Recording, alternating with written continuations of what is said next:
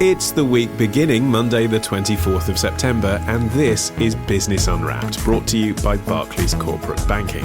All through this bonus series, we've been speaking with industry experts about a business story that'll shape how we live our lives in the years to come. I'm Olly Mann. Let's unwrap the business week. And joining us today from the week's digital team is Holden Frith, and alongside him, our special guest, it's the managing director of TV indie Goldwala, Faraz Osman. Faraz, give us an idea of who you are and what you've been up to recently. So I run a TV and video production company called Goldwala, and we are looking to reflect diverse new young audiences on a range of different platforms. And that, these days, range of different platforms is more of a plethora than ever before, isn't it? Yeah, I mean, I just come back from the Edinburgh TV Festival, and I think that what we found is this idea of TV being something that comes over an aerial that's on the roof of your house is kind of quite outdated now, particularly with young audiences. They're consuming content and visual content on a wide range of different devices and different platforms, and it's important as a new indie and a new production company that we reflect that and try and tell stories in all those different places. OK, what story have you brought with you today? Well, we've been reading a little bit about Scroll-Free September. After more than 20 years running a tech business, Tanya Gooden realised she was spending too much time staring at screens. So she started her company, Time to Log Off, which runs digital detox retreats 3 to 4 times a year. The disconnected escapes around the UK and Italy cost between $1,000 for a weekend and $1,700 for a week. Phones are switched off and removed, and there are more traditional activities. It's no accident that some of the really big hotel chains are now introducing digital detox environments and weeks and even rooms. I'm seeing a big growth actually in the travel industry. I think people want to pay for peace and they want to pay for disconnection. Tanya Gooden, founder of Time to Log Off, talking to Reuters back in August. Faraz, the digital detox has been growing as a phenomena, but what do you want to brief us on today? So we've been reading about this idea that young people in particular seem to be pushing back against this idea of you have to be on your phone all the time and you have to be on every single social platform. And some research that's come out in the last few weeks seems to be suggesting that particularly teenagers and people that are in school are trying to think about how they take their digital hygiene more seriously. And we're seeing this from bigger companies as well. Digital hygiene? Yeah. So we're seeing this from bigger... Explain. So we're actually seeing a lot of this chatter come from the big guys, the Apples, the Googles, who are now starting to put in their operating systems timers of how often you're using your things, and you can lock yourself out of your phone to kind of make sure that you're not really sinking in all of your time into staring at a portrait black screen for every single moment of free time that you have. And that is raising a number of questions about the addictiveness of social media rather than the usefulness of social media. Yeah, so there was this article in The Guardian about that. And Holden, have we seen anything else from across the industry suggesting that young people are putting down their smartphones? Because anecdotally, that's not what I'm seeing. No, anecdotally, though, I've heard a lot more discomfort expressed about it. And Deloitte, the accountancy firm, has suggested that use of social media amongst young people is peaking and we'll start to see a decline in use over the next few years. OK, so Faraz, explain the current situation at the moment when you come up with what to perhaps the majority of our audience right now might think of as a telly idea. When you come up with an idea like that these days, you are thinking, are you, how do we put this on Instagram? How do we put this on Snapchat? Maybe there are ideas that are only for Instagram or Snapchat. I mean, just to give you a bit of an example, we've just delivered a piece for BBC Three based around influencers on social media. So that kind of gives you an idea as the kind of the ideas that we're coming out with and what's actually getting commissioned and what people are interested in. And these are people that are talking about their digital identity alongside their own personal identity when they're not uploading things to screens. And if you look at a channel like BBC Three, which no longer is a TV channel, it's actually a digital channel and sits on iPlayer, that kind of gives you an illustration that the old rules of pitching something that's half an hour long or an hour long that sits in between advert breaks is kind of now gone, and we as a company don't think any longer in the length of time or necessarily how that content is going to be consumed or even what time of day that content is going to be consumed. Our primary focus is this story engaging, and when somebody comes across the idea, are they going to watch it and hopefully share it with their friends, which is what social media allows us to do. I mean, to what extent are you considering platform when you're thinking about demography? So you want a teenage girl. You're aiming at 18-year-old women, do you think about platform first? If I'm honest, I think we probably encourage our team not to, simply because a lot of the times that we create an idea, it goes across a number of different platforms. So if we deliver a project to a brand, for instance, they may want to put that deliverable on television or on their Twitter or on their Facebook or on their Instagram, and it's kind of up to them and their marketing team where they feel is the best place for their audience to be engaging with their content. And sometimes that's simply where they've got the most amount of followers, but other times they may feel like it's something that they can seed across a number of different platforms as they go along the campaign. So I think for us it's important that we don't try and predict where it is that this is going to get the most amount of audience, because really we're still in the very early stages of this and no one actually knows where something's going to be a hit or not. Holden, you're the digital director of the week. Obviously, that means that there's a digital presence for this brand and we're on it now. Yep. But equally, it's a brand that gets most of its money through selling magazines. Yep. Could this kind of story perversely be good news for people like Dennis Publishing that make the week? That actually maybe younger people might start turning to print? I think there is certainly some hope that not just print media, actually, but the TV industry and other creative industries within Britain will have another chance to fight back against the really big American companies. The BBC with the iPlayer, with Project Kangaroo that was meant to bring together all of the various TV companies in one glorious online platform that was blocked by the government, I think, on antitrust grounds. They really lost a great deal of ground then to YouTube first, and then really the rise of Facebook with video, and then the feeling is now that Snapchat has possibly been about to steal a march on them, but then Snapchat's figures go up and down. There is this hope that those American giants may be dealing with increasing regulatory hurdles and perhaps a bit of a user backlash as well. There is an opportunity for perhaps some smaller companies elsewhere in the world, some of them in Britain, which does have this sort of heritage of creative industries, to have another bite at the cherry.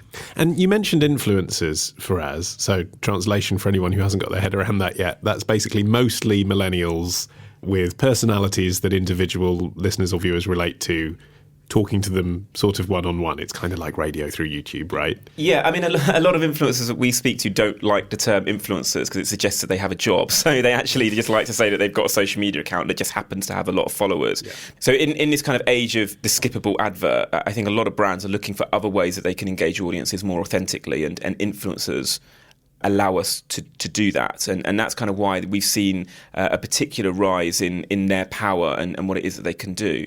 One thing I think is worth noting is this idea of trust. And obviously we've seen a lot of situation happen around Facebook and them being kind of brought in front of Congress about and obviously the stuff that happened around Cambridge Analytica. And a trend that we're seeing is if you look at what Netflix are doing right now, they've just commissioned Vox and BuzzFeed to make series for them. And that idea of trusted brands who already have an editorial voice bringing their kudos to another platform seems to be gaining traction, and that's quite exciting, because I think that with Facebook fidgeting with their algorithm to make themselves be a bit more transparent and trustworthy, it looks like that they will be turning up the dial on platforms like the BBC and may even be The Week, who have a legitimate journalistic integrity that has been traditional and has had years of legacy. So that feels like there's a new opportunity there to move back to old existing brands and see if we can do some content with them. So does that mean that possibly the influence of the influencers has been slightly overstated then? Because at the moment they start taking an advert, if they have less credibility with their audience, and the audience would rather hear about science from Brian Cox on the BBC perhaps than from Jeff, who makes his crazy videos on YouTube blowing stuff up in his kitchen. Like, if they feel that the authoritative voice actually does have more authority, perhaps this influencer thing was a bit of a flash in the pan. Well, I think that the best influencers are people that have gained an authority based on what it is that they do. So, the comedy influencers, the makeup influencers, they are all very skilled in their particular field, and that's why they've got an audience. So I think that this is just another notch on that dial. I don't necessarily think that we're going to see a turning away from those individuals and going back to brands, as it were. I think we're going to see a mixed ecology of this. And if anybody looks at their social media feeds nowadays, you're probably following a number of brands and some influencers and your friends. And that mix of different people's opinions will hopefully allow you to have a rounded understanding of the things that you're passionate about. And Holden, if young people do start to abandon social media, particularly the more established platforms like Facebook, how should media businesses or businesses actually of any kind who are interested in getting younger people involved in what they're trying to say, how should they target younger people? I think it is really difficult to do because of this great fragmentation of audience. I think young people have probably always been quite a difficult demographic to reach because of restrictions on advertising around children's TV and the fact that a lot of children's TV has traditionally been on the BBC where there wasn't advertising. So I think there isn't going to be a single platform that people will reach them on. It's going to be a much more diffuse range of different shows, different podcasts, perhaps. I don't know if we've seen really a huge number of podcasts aimed at children yet. That might be an area of expansion.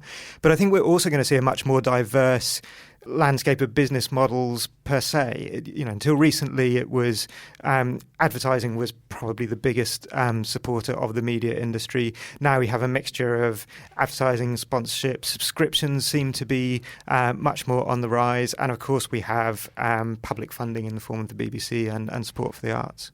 Faraz, where do you think we're going with this? I mean, in 10 years' time, what do you think the media landscape for younger people is going to look like? Well, we've always been interested in younger audiences because we find them the most interesting. They are a tricky audience to reach, and there's no doubt about that. But the one thing that is perennial, generation after generation, is that younger audiences are leaders and not followers. Then this happens in every industry. You look at food, more people are interested in kind of artisan food from independent suppliers and food trucks and this, that, and the other. And the rise of vinyl and pushing back against streaming music platforms is something that again has been picked up by millennials and Generation Z. That idea of young people wanting to experiment rather than be told how to consume their media is something that's going to continue. And it's one of the reasons why we as a small business want to kind of be in that world, because I personally think it's the most exciting. However, saying that, there is a legitimate question as to the scalability of that, because it moves so quickly. And Facebook and Google are now massive companies that have to have a solid business plan that kind of allows them to generate revenue again and again and again. And the hope is that new companies will arrive into the market and start to upset the apple cart. But adjusting to all of these new platforms takes time, doesn't it? I mean, people working in large businesses, it doesn't matter if you employ someone to manage your social media. But if there's a team of 3 or 4 or 5 of you, and it's someone's job to reformat an ad so it fits on Snapchat, and then all the young people stop watching Snapchat, that's a problem, isn't it? I'm curious if we could just end with the trade secret from you. Looking at all the platforms that young people are on at the moment, what's your tip? So two things are going to happen. There's a couple of new companies. One that's probably worth noting at is House Party, which is a new chatting app where you can use live. Is Mr. Blobby involved?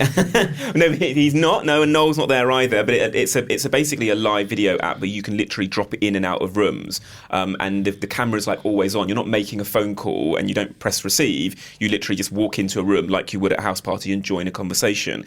That's getting a lot of traction in America.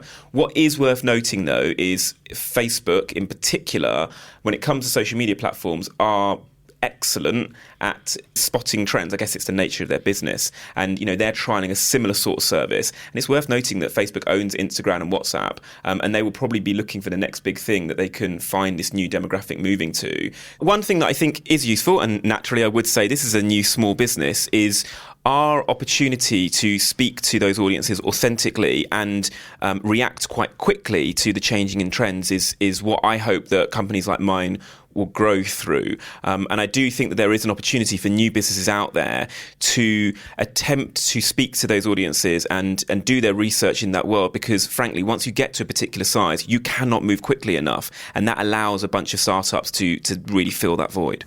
Okay, thank you for that, Faraz Osman, and to Holden Frith as well. That is it, your business briefing for this week. For more from our series on good news for British business, sponsored by Barclays Corporate Banking, go to theweek.co.uk/good news or see this week's magazine. And to subscribe to hear our main podcast, The Week Unwrapped, just head to theweekunwrapped.com.